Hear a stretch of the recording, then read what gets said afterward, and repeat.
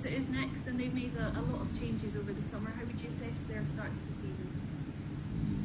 Well, it's like many of us, there's been some very good games, some lesser good performances, and I think football is just it's just settling now. I think teams are getting into their shape, and we know it's going to be a tough game against Chelsea. We had four games against them last season. I think maybe 4 or 5 the season before. So it's two teams that know each other really well. James Cooper. Morning, Ollie. We haven't seen an awful lot of Donny van der Beek yet. He's not started a Premier League game. Is that down to fitness, competition places, or just kind of an integration process because it's something new? No, Donny is fit enough, and but of course it's competition for places. It's giving him time to settle in and just adjust to his new teammates. It's a new league. He's a absolutely top footballer, top personality, so humble and hard-working, but also, of course, eager to play more. So, and as I've said so many times, you'll see him throughout the season. It's going to be a long season, and he's impressed me. I just want to ask about Mason Greenwood. Hopefully he's fit. You've played alongside people who are going to be the next big thing at Old Trafford. You know the pressures that come with that. Just take us through what the club does to make sure that progress is smooth and some of the pressures are made easier for people like that. Well, I think the club, we have a great record and tradition and history of bringing our players through. That means from early on you get good habits, we trust you, you can express yourselves, and Mason's gone through this program. He's done fantastic, and he'll be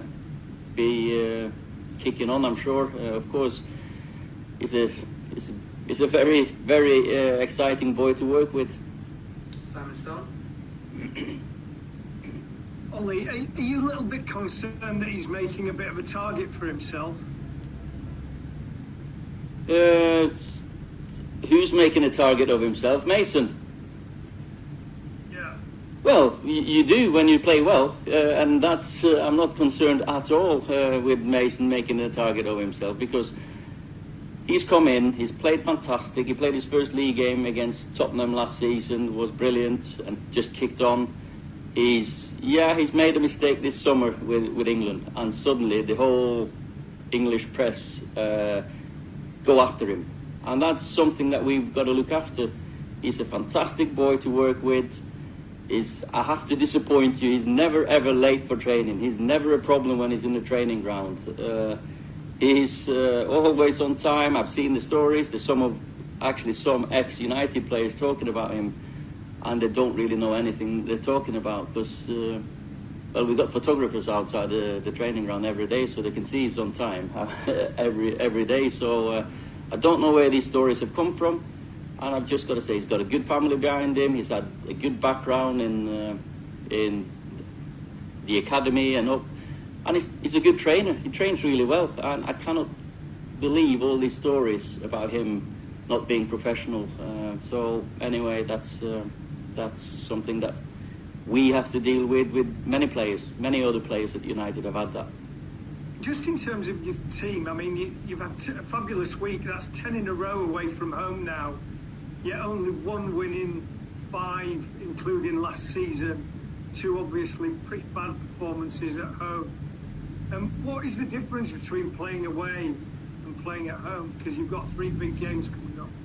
I disagree with the 10 in a row, because we lost in the semi-final against Chelsea and we lost to Sevilla in the semi-finals. For me, they're the 2 away games anyway. But then, okay, they're neutral. But no, we need to, of course, address the home form. We need to look at the way we prepare. Maybe something that I've got to deal with. The whole lockdown period has made us do things differently at home. So we might have to do it a different way. Simon Peach. Morning, Ollie. Hiya. Obviously missing a few players the other night. Is Harry Maguire available? Will Mason come back in? And what's the situation with Edson Cavani? Will he be available to play tomorrow? I hope and expect all three of them to be available for selection. Of course, we got a training session this morning, but yeah, I think, or they've got a chance, all of them. There's two different reasons to. So Edinson, he wants to tick all the boxes that he's gone through in his program and feel ready to make an impact. So I think his last preparation was going to be today, and then I'll have a discussion with him. And it seemed positive yesterday with both Mason and Harry. So hopefully. Marcus was the talk of the town in Paris the other night. He continues to be for his work off the field. Is there anything left you can say about him and the work he does? Probably not. But he's now at the stage, you know, we all speak about Marcus as this experienced boy, and he's 23 soon. He's just like a twilight between being a talent and being experienced, and you can see more and more of that experience coming out. And we hope and we trust that Marcus's background with his family is going to keep him just developing and kick on in his career, because that now is round about the time that you'll see him, like, hopefully divide himself from being a good player to being a very, very good player. Carlson.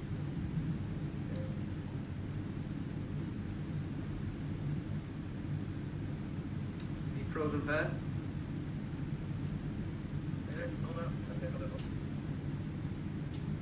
Yeah. Yeah. Well, I guess that you have observed what's happening on the Norwegian national team right now, Ollie, and with the inside leak and public discussion between Alexander Sørloth and NFF, and I'm just wondering, regardless which team it is, how damaging is it, this sort of leak and communication, and what do you think about the handling in this case? I can't comment on this case, but of course, in a group, in a team, you're like a family, and you've got to say that you're disappointed if things come out from the dressing room, and especially if they're true. I've had many stories leaking out of the United dressing room, which is not true, so that's a different story, making stories up. But when it's confirmed from inside the discussions, I'm sure the national team coaches and leaders are disappointed. James Sylvester. It's the first game back at Old Trafford tomorrow since the 6-1 defeat. Would victory tomorrow erase the memory of that and almost complete the comeback from that day? I don't think anything will erase that memory, and because it'll always be in the history books, and we've always got to live with having that result and having that performance. You can look back at the performance and different reasons why we ended up with that result, but we've got to focus on moving on, going forward. And it's happened so many times at this club that you've had results that maybe come out of the blue, or the setbacks that you have to bounce back from. And so far we've bounced back well from it, but it's now about consistency. Last one in this section for Andy Mitten. Oh, can I ask you about Axel, the way he played, how he's been training, and what his future is likely to be now after so many injuries? It was a great performance by a kid who's not played for 10 months. Delighted for him, because he's such a professional character. He wants everything. He works really hard. He's been really, really thorough in his rehab, and very pleased for him. Now to get the consistency, of course, in his performances, got to stay injury free. We've got to manage that. That's mine and his job, and the physical staff's job, of course. But I think he can kick on. He's a leader. He can play centre back, right back. He can play centre midfield. He can play many positions. And he's a boy who takes responsibility for his own development. So now it's about, and I'm sure he's doing everything he can to have a long career at United. So hopefully we can get this consistency.